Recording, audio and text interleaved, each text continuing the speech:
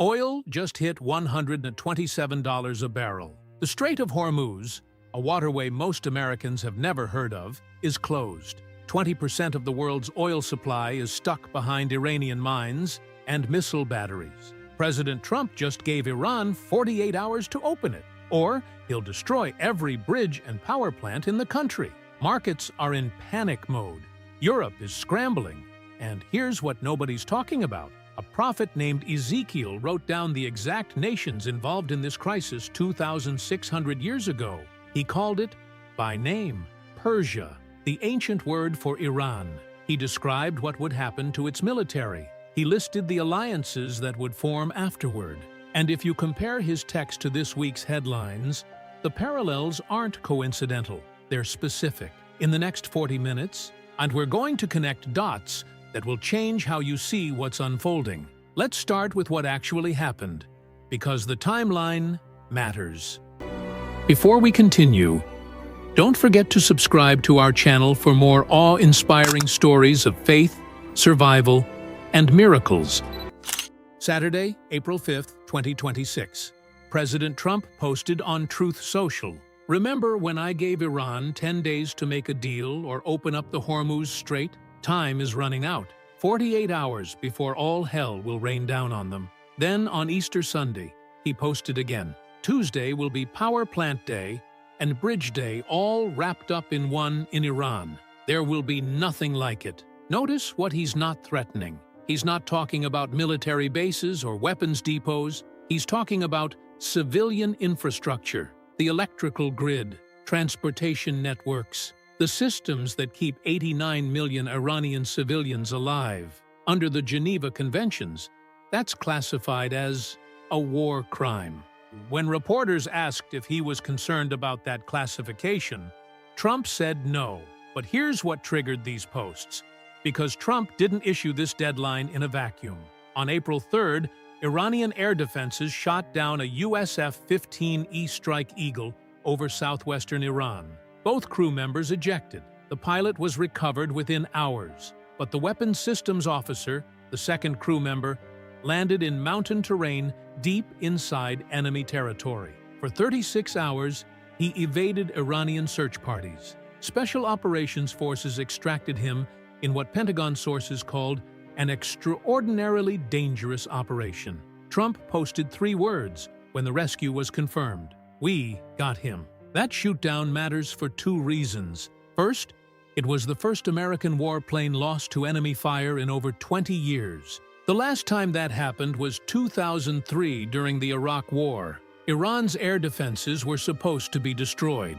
The fact that they brought down one of America's most advanced strike aircraft tells you the intelligence assessments were wrong. Second, the location where it happened. The pilot ejected over a region that ancient maps call Elam. We'll come back to why that name matters. But the shootdown isn't why the Strait of Hormuz is closed. Iran shut down the strait in response to the broader military campaign that's been hitting their territory for 5 weeks. They've deployed naval mines across the shipping lanes. Fast attack boats patrol the approaches. Anti-ship missiles cover every transit route. Insurance companies won't cover tankers trying to pass through. The premiums are so high that even if a shipping company wanted to risk it, the math doesn't work. So the strait isn't technically blockaded. It's just impassable. And that 21-mile-wide choke point carries 20 million barrels of oil every single day. That's the combined daily consumption of the United States and China. Every drop of oil that leaves Saudi Arabia, Kuwait, Iraq, the UAE, and Qatar by sea has to pass through that strait.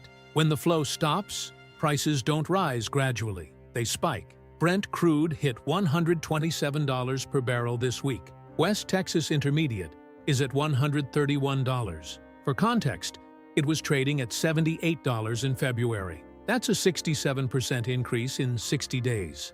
Gasoline prices in the U.S. are averaging $5.80 per gallon.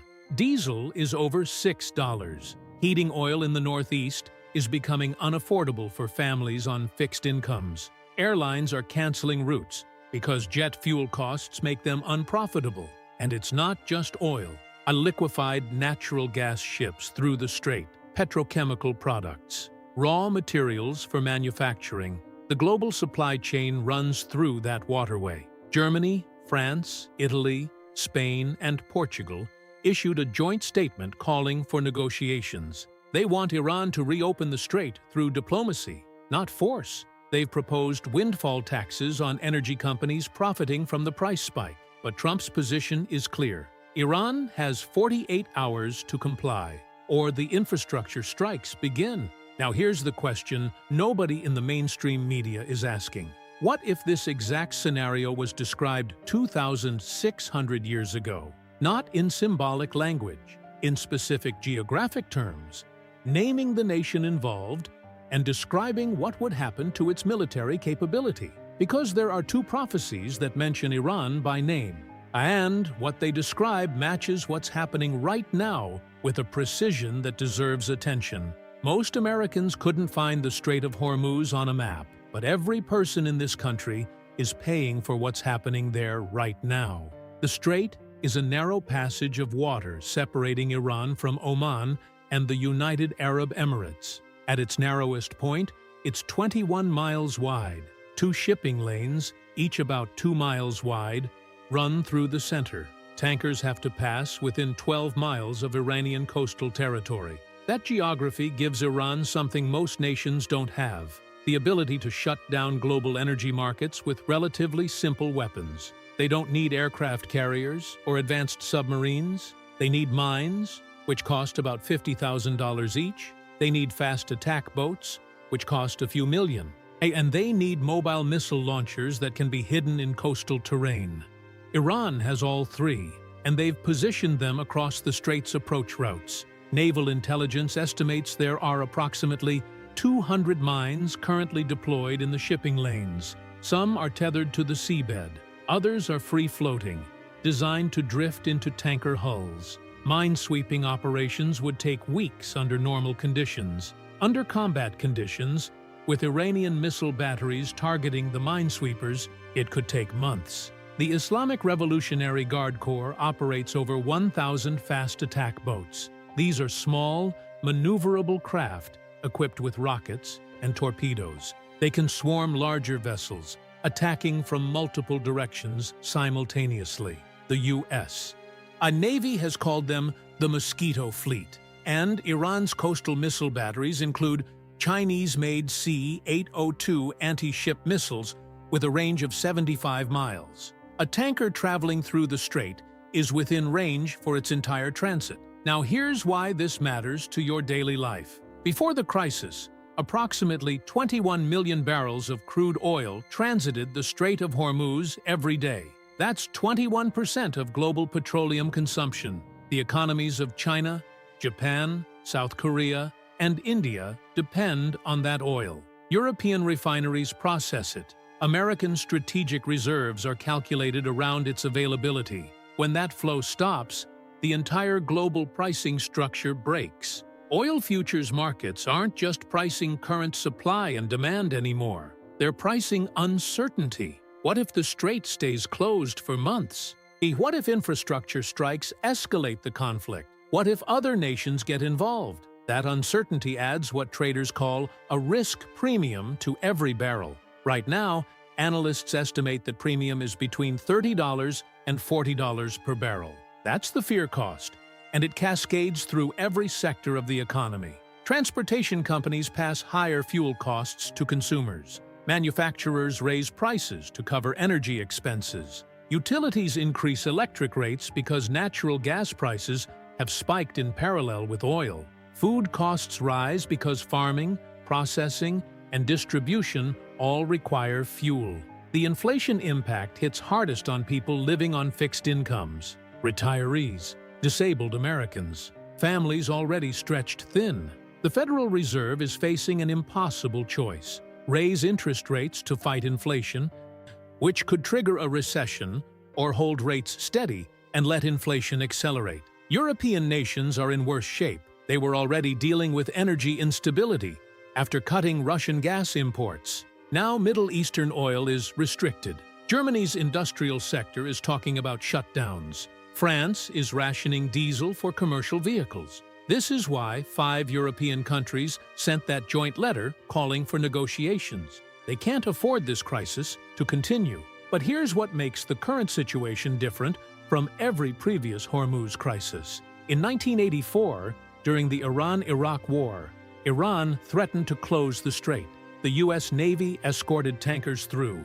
Iran backed down. In 2019, Iran seized British tankers and threatened closures. The U.S. positioned carrier strike groups in the region. Iran backed down.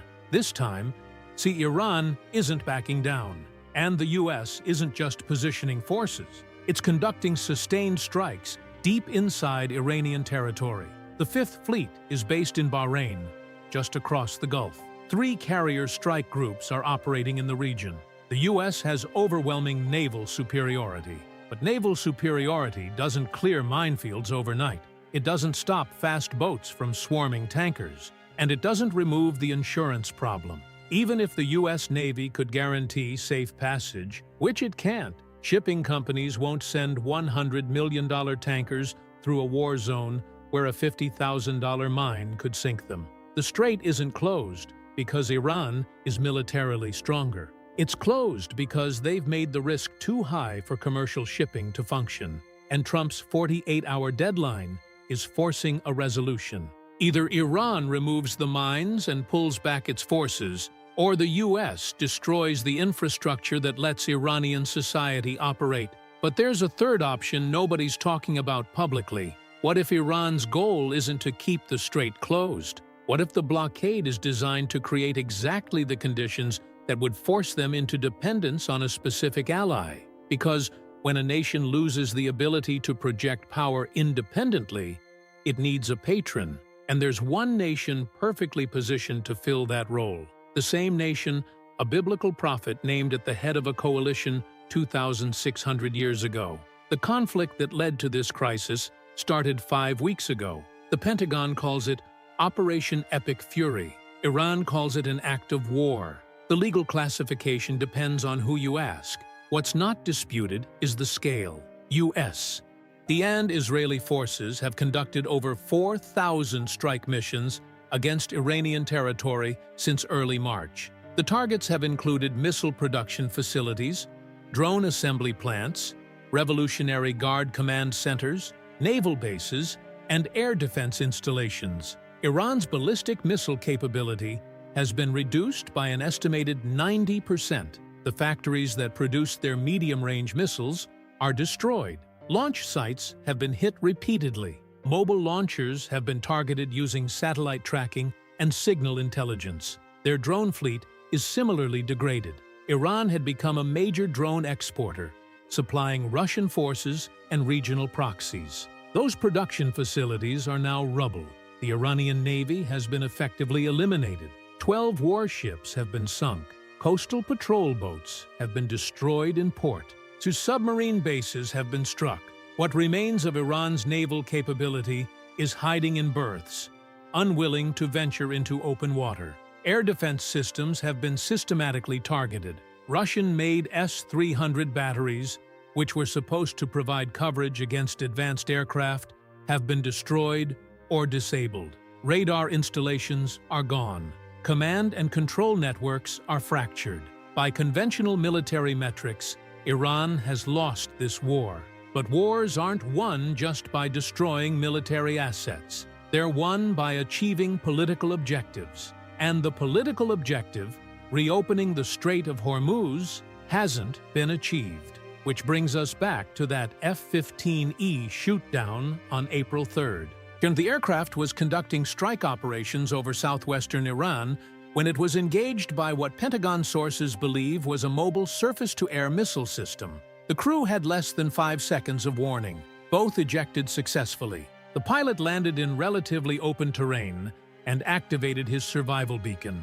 A combat search and rescue team reached him within 4 hours. The weapons systems officer wasn't as fortunate. He landed in the Zagros Mountains, rugged terrain with limited cover. His emergency beacon was functioning, but Iranian forces were tracking the signal. He evaded for 36 hours, moving at night, hiding during the day. injured from the ejection, operating on survival training and determination. The rescue operation that extracted him involved multiple aircraft, including helicopters that had to penetrate Iranian airspace, locate him in mountainous terrain, and extract under conditions where Iranian forces were actively searching for him. Trump called it one of the most daring rescues in U.S. history. Based on what's known about the operation, that's not an exaggeration. But the rescue raises a question that military analysts are still debating. How did Iran shoot down an F-15E? The Strike Eagle is one of the most capable aircraft in the American arsenal. Twin-engine fighter bomber, advanced radar, electronic countermeasures, designed to operate in contested airspace. And Iran's air defenses were supposed to be degraded to the point where they couldn't threaten advanced aircraft. Either the intelligence assessment was wrong, or Iran has capabilities that weren't detected.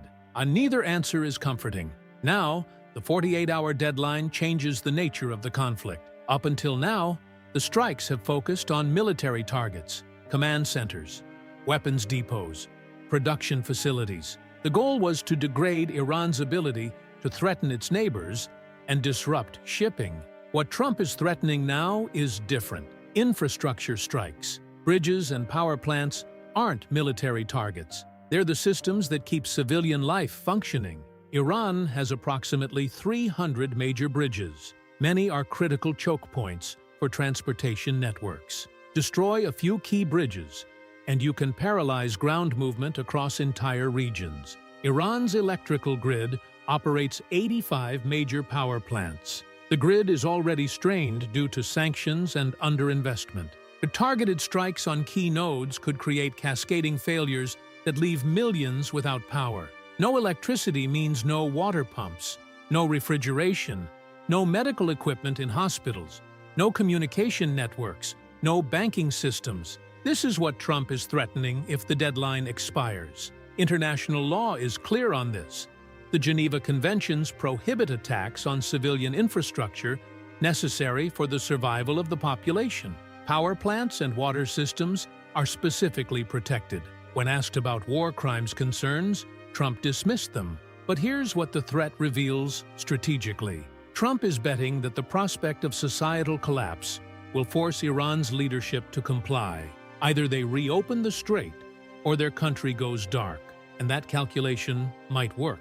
Or it might trigger an escalation that brings other nations into the conflict. Because Iran isn't isolated, they have allies. And if those allies decide that Iranian collapse is not in their interest, the regional war becomes something larger, which is where the biblical prophecies become relevant in a way most people haven't considered. Now we're going to shift the framework, and I need to be clear about what we're doing here. Not every conflict in the Middle East is biblically significant. Not every war is a sign of the end times. People have been claiming this is it for generations, and they've been wrong every single time. The Bible contains prophecies about future events. Some have been fulfilled, some haven't. And there's legitimate scholarly debate about interpretation, timing, and application. What makes this situation different isn't that there's a war involving Iran. There have been conflicts involving Iran before. What makes this different is the specificity of what's happening and how it corresponds to very particular biblical texts. We're going to look at two prophecies.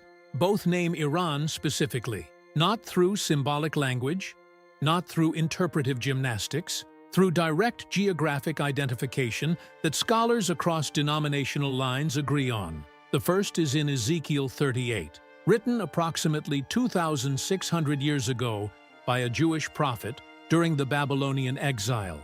Ezekiel describes a future coalition of nations that invades Israel. He names the nations involved. The first nation listed is Persia, the ancient name for the territory that has been called Iran since 1935. The second prophecy is in Jeremiah 49. You're written around the same period. Jeremiah describes the destruction of Elam's military capability, Elam being the ancient name for southwestern Iran. Now, here's what we're not going to do. We're not going to claim that what's happening right now is the fulfillment of these prophecies. The evidence doesn't support that conclusion. The full scenario Ezekiel describes hasn't happened. The coalition he lists hasn't formed. The sequence is incomplete. But here's what we can observe without speculation. The current conflict is creating conditions that would be necessary for those prophecies to become possible. A weakened Iran, a destroyed military, growing dependence on external allies, regional power realignments, the formation of alliances that match the geographic pattern Ezekiel described. This is what biblical scholars call stage setting, not fulfillment, preparation, the pieces moving into position.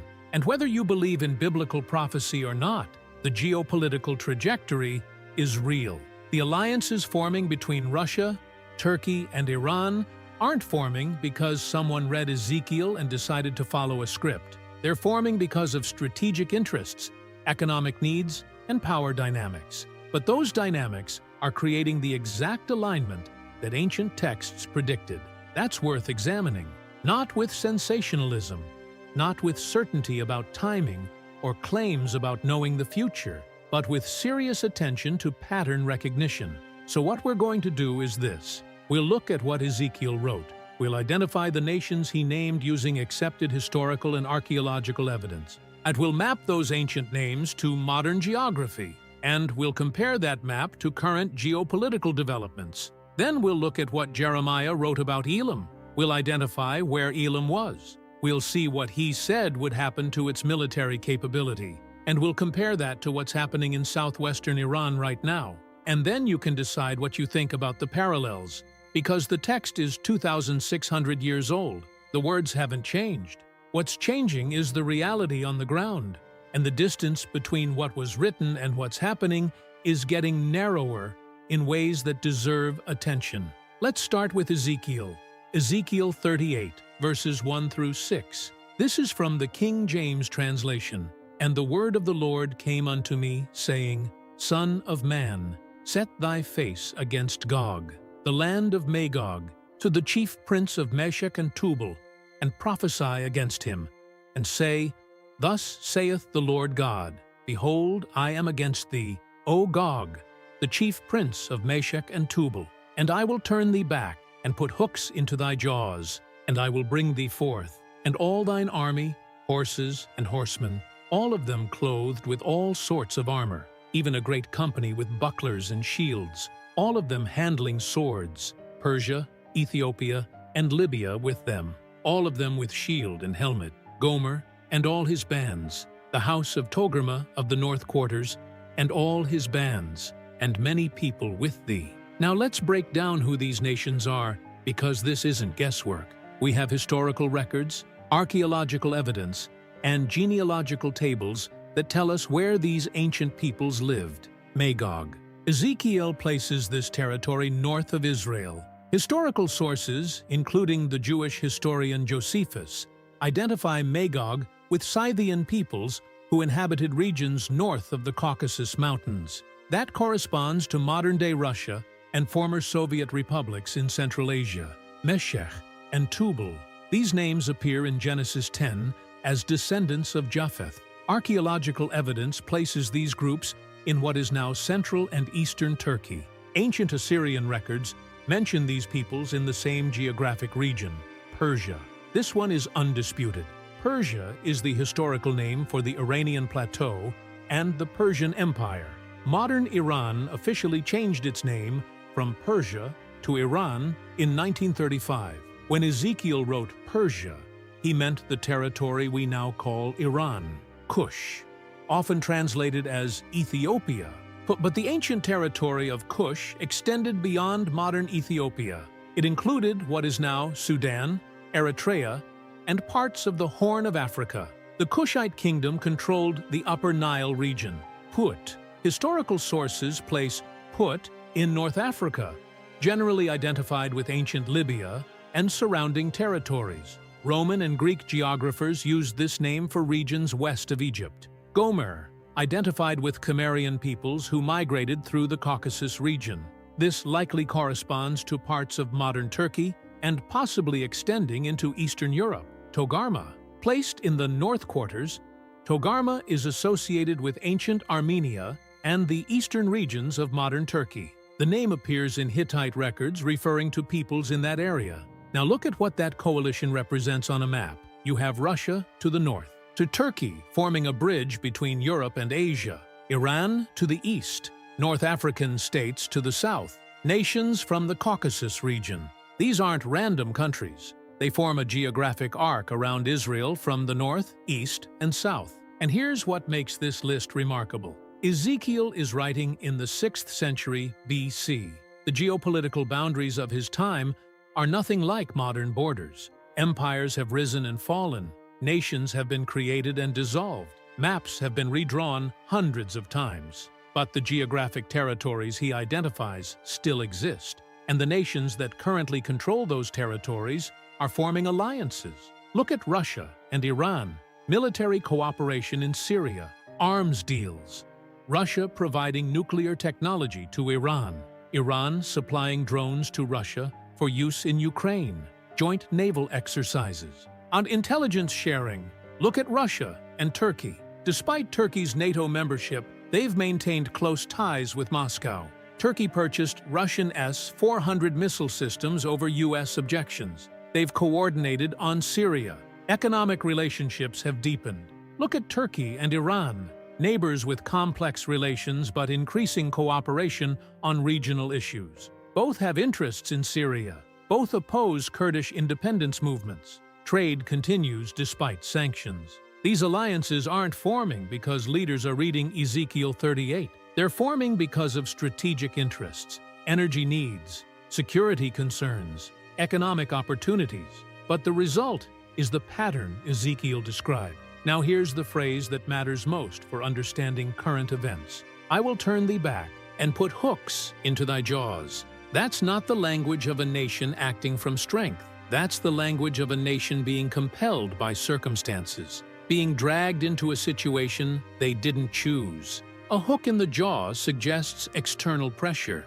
being pulled in a direction you don't want to go. And look at what's happening to Iran right now. Their military is being destroyed.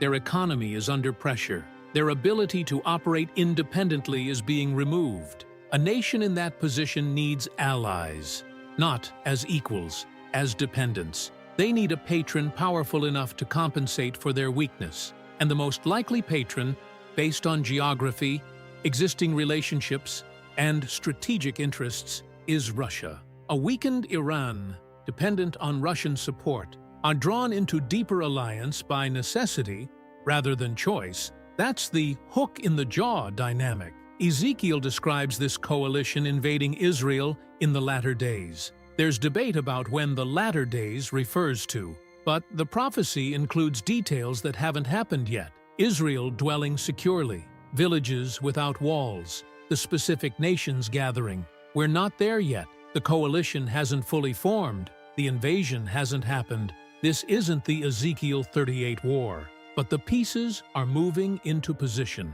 Now there's a second prophecy that's even more specific to what's happening this week, and most people have never heard of it. It's in Jeremiah 49, and it describes the destruction of Iran's military capability in terms that match current headlines with startling precision. Jeremiah 49, at verses 34 through 39.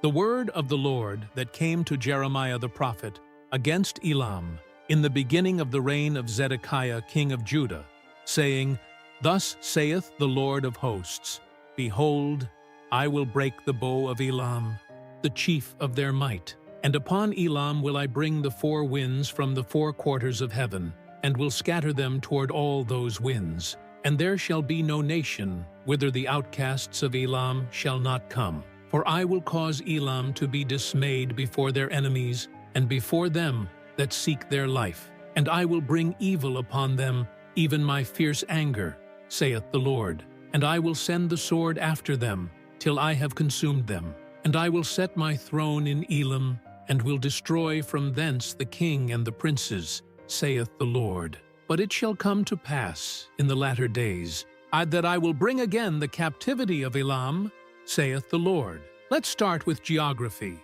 because location matters. Elam was an ancient kingdom in what is now southwestern Iran. The territory corresponds to modern Khuzestan province and surrounding areas. The capital of ancient Elam was Susa, located about 150 miles north of the Persian Gulf. This isn't a symbolic location. We have archaeological sites, historical records, cuneiform tablets. The Elamite civilization existed.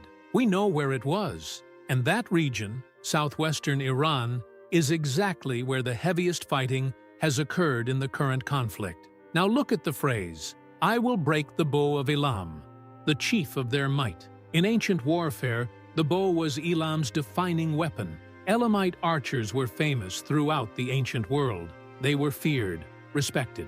But their military capability was built on archery. When Jeremiah says God will break the bow of Elam, he's talking about destroying their primary military capability, the weapon that made them powerful, the chief of their might. What's Iran's modern equivalent? What's the weapon system that defines their military capability and regional influence? Ballistic missiles. Iran has spent decades developing missile technology. They've built production facilities, created supply chains, established launch sites. Their missile arsenal is the chief of their might. It's what allows them to threaten U.S. bases, Israeli cities, Saudi oil facilities, and shipping in the Gulf. And where are Iran's most critical missile facilities located? Southwestern Iran, the territory of ancient Elam. Operation Epic Fury has systematically targeted these facilities. Missile production plants in Khuzestan province,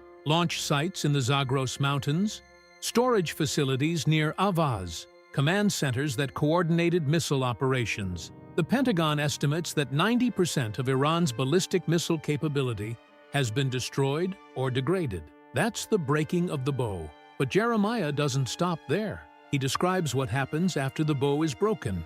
"And upon Elam will I bring the four winds from the four quarters of heaven, and will scatter them toward all those winds, and there shall be no nation whither the outcasts of Elam shall not come." Scattering to the four winds, refugees, diaspora, people fleeing in all directions. Southwestern Iran has a population of approximately 5 million people. The region includes oil refineries, petrochemical plants, and industrial facilities, and it's economically vital. If Trump follows through on infrastructure strikes, targeting bridges and power plants, that region becomes unlivable. No electricity, no water systems, no supply chains.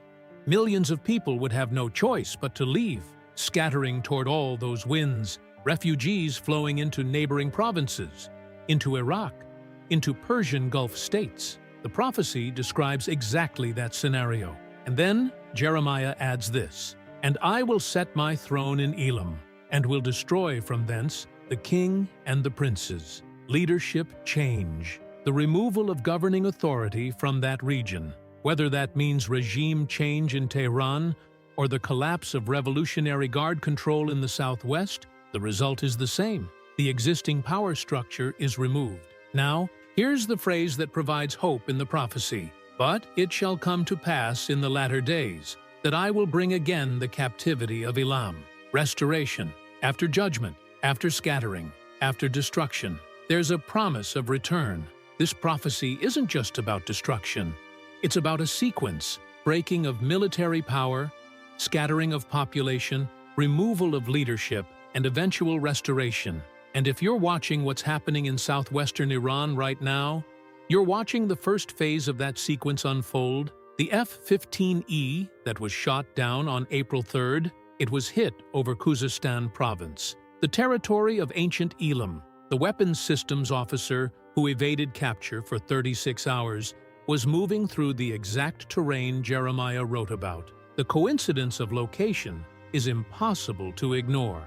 But location alone isn't enough. What matters is the larger pattern, how this conflict is reshaping regional power dynamics, who benefits from Iranian weakness, and what alliances are forming in response. Here's what happens when a regional power loses a war. They don't just lose military assets. They lose the ability to operate independently. They lose leverage in negotiations. They lose the respect of allies and the fear of enemies. And when that happens, they have two choices: collapse into irrelevance, or find a patron powerful enough to compensate for their weakness. Iran is facing that choice right now. Before this conflict, Iran was a regional power, not a superpower, but influential. They had proxy forces in Lebanon, Syria, Iraq, and Yemen. They could threaten shipping lanes. They had a credible missile deterrent, and they could project power across the Middle East. That capability is gone. Hezbollah in Lebanon has been degraded by Israeli operations. Syrian regime support has been disrupted. Iraqi militia groups are without resupply. The Houthis in Yemen are isolated, and Iran's own military infrastructure is in ruins. A nation in that position needs help, and there's only one country with the strategic interest and military capability to provide it: Russia. Look at what Russia gains from a dependent Iran. Geographically, Iran provides access to warm water ports on the Persian Gulf and the Gulf of Oman. Russia has always struggled with port access. Their northern ports freeze. Their Black Sea access is constrained by Turkey's control of the Bosphorus. Iranian ports solve that problem. Economically, Iran has massive oil and gas reserves. Russia is an energy exporter. Together, they could coordinate production and pricing in ways that give them leverage over global markets. Militarily, Iran's geographic position allows Russia to project power into the Middle East without relying on Syria alone. Bases in Iran put Russian forces within striking distance of U.S. positions in Iraq, Qatar, and Bahrain. And strategically, a Russian-Iranian alliance counterbalances U.S. influence in the region.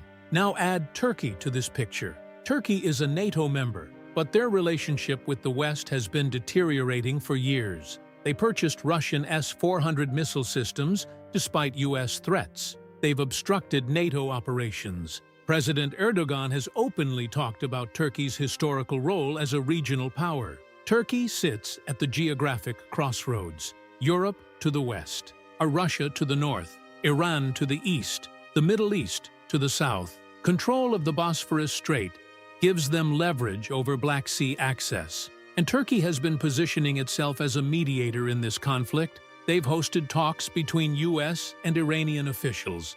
They're presenting themselves as the honest broker. But history shows that mediators often have their own interests, and Turkey's interests align more closely with regional power projection than with Western alliance structures. So you have Russia needing warm water access and regional influence, Iran needing a powerful patron after military defeat, Turkey needing to maintain relevance and expand influence. Those three interests converge in alliance. And that alliance, Russia, Turkey, Iran, matches the core of Ezekiel's coalition: Magog, Meshech, and Tubal, Persia. So now look at the African dimension. Ezekiel lists Kush and Put, modern Sudan, Libya, and surrounding regions. Russia has been expanding influence across Africa for a decade. The Wagner Group has operated in Libya, Sudan, Mali, and the Central African Republic. They are providing military support to governments in exchange for access to resources and strategic positioning. Sudan sits on the Red Sea. Control of Sudanese ports gives access to the Bab el-Mandeb Strait, the choke point between the Red Sea and the Gulf of Aden. Combined with Iranian control of the Strait of Hormuz, that creates the ability to threaten two of the world's most critical shipping routes. Libya sits on the Mediterranean. Russian bases in Libya threaten NATO's southern flank and provide staging areas for operations across North Africa. And the pieces of Ezekiel's coalition are being positioned not because anyone is following a biblical script, but because geopolitical logic is pulling them together. A weakened Iran drawn into Russian dependence by necessity, Turkey balancing between NATO and regional ambitions, African states trading access for security guarantees. The same forces that drove ancient alliances, geography, resources, security, power, are driving modern alignments. And the pattern matches. Now here's what we're not saying. This is inevitable.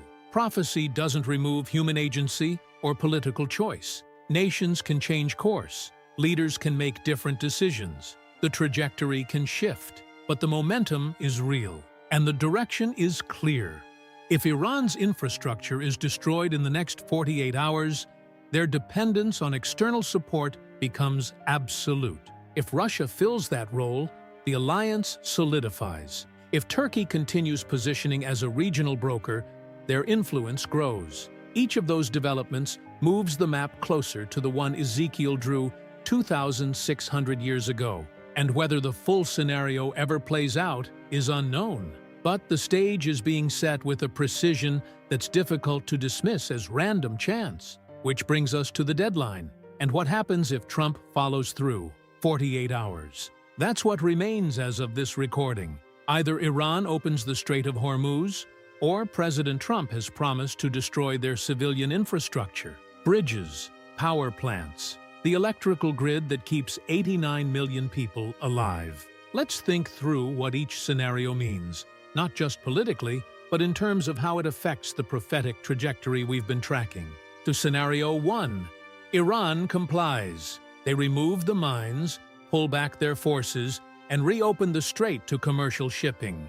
Politically, that's a complete capitulation. Iran would be admitting they lost. Their leadership would face internal pressure from hardliners who see compromise as weakness. The Revolutionary Guard would lose credibility, but compliance stops the immediate crisis. Oil prices would drop, markets would stabilize. The threat of infrastructure strikes would be removed. Prophetically, compliance doesn't change the larger pattern. Iran's military has still been destroyed. They still need external support. The alliance trajectory toward Russia still exists. Compliance just buys time. Scenario 2. The deadline expires, and Trump follows through with infrastructure strikes. This is where the situation becomes unpredictable. Destroying power plants doesn't just turn off lights. Modern power grids are interconnected systems. Take out key nodes, and cascading failures spread across the network. Substations fail. Transformers blow. The entire grid can collapse. Iran's grid was already stressed before this conflict. Sanctions limited their ability to import replacement parts. Underinvestment meant deferred maintenance. The system was fragile. Targeted strikes could create outages that last months, maybe longer. And without electricity, everything else fails. Water pumps stop. Sewage treatment shuts down. Hospitals lose power. Food refrigeration becomes impossible. Communication networks go dark. You create a humanitarian crisis that makes the current conflict look limited. And millions of people in southwestern Iran, the territory of Elam, would have no choice but to leave. Exactly what Jeremiah described, scattering to the four winds. Iran's government would face a choice: surrender completely or escalate. And escalation means targeting U.S. allies, Saudi oil facilities, Emirati ports, Israeli cities, anything that brings international pressure on the United States to stop. But here's where Russia enters the picture. If Iran is on the verge of collapse, Russia has to decide: let a strategic ally fall or intervene. Intervention doesn't necessarily mean direct military conflict with the United States. It could mean providing air defense systems that actually work, supplying intelligence that helps Iran target U.S. forces, offering economic support that keeps the government functioning. Or it could mean Russian forces deploying to Iranian territory under the justification of humanitarian protection or peacekeeping. And once Russian forces are positioned in Iran, they don't leave easily. That's the hook in the jaw mechanism. Iran's weakness pulls Russia deeper into the region, not because Russia planned it, but because circumstances compel it. And suddenly, you have Russian military presence in Iran, Turkish forces potentially involved in peacekeeping or mediation, North African states watching how the alliance structure develops. The coalition Ezekiel described doesn't form overnight. It forms through a series of crises that create dependencies and alliances. This deadline could be one of those crises. Scenario 3. Trump extends the deadline again. He's done it before, given ultimatums, and then pushed back the timeline when compliance doesn't come. If he does that now, it reveals something about the entire strategy. Either the infrastructure strikes were never really on the table, and this is negotiating pressure, or political calculations are constraining military options. An extension would give Iran room to maneuver, time to repair relationships, opportunity to seek guarantees from Russia or China that might change their calculus. But an extension also weakens future threats. If deadlines are flexible, they lose their power. So, which scenario plays out? We'll know within 48 hours. But here's what's remarkable from a prophetic standpoint. All three scenarios advance the same trajectory. Compliance leaves Iran weakened and dependent. Escalation accelerates alliance formation. An extension provides time for diplomatic realignment. Every path leads toward the pattern Ezekiel and Jeremiah described. That doesn't mean prophecy is controlling events. It means the geopolitical logic that ancient prophets understood, how nations behave when threatened, how alliances form under pressure, how geography shapes power, is still operating. The same dynamics that created ancient coalitions are creating modern ones, and the nation at the center of both prophecies is the nation facing a 48-hour deadline right now. The timing might be coincidence. The specificity of the parallels might be chance. The geographic alignment might be random, or we might be watching stage setting happen in real time. As of this recording, oil is trading at $127 per barrel. Brent crude futures for next month are pricing in continued disruption. On the options market shows traders hedging for $150 oil. Insurance rates for the Persian Gulf have increased 300% in 2 weeks. Shipping companies are rerouting around Africa, adding 15 days and millions in fuel costs to every voyage. The U.S. Fifth Fleet is maintaining position in Bahrain. 3 carrier strike groups are operating in the region. B-2 stealth bombers have been deployed to Diego Garcia. Tanker aircraft are running refueling operations 24 hours a day. Iran's supreme leader hasn't made a public statement in 4 days. Revolutionary Guard communications have gone dark. Satellite imagery shows movement of mobile command units to hardened facilities. European foreign ministers are scheduled for emergency talks. China has called for immediate de-escalation.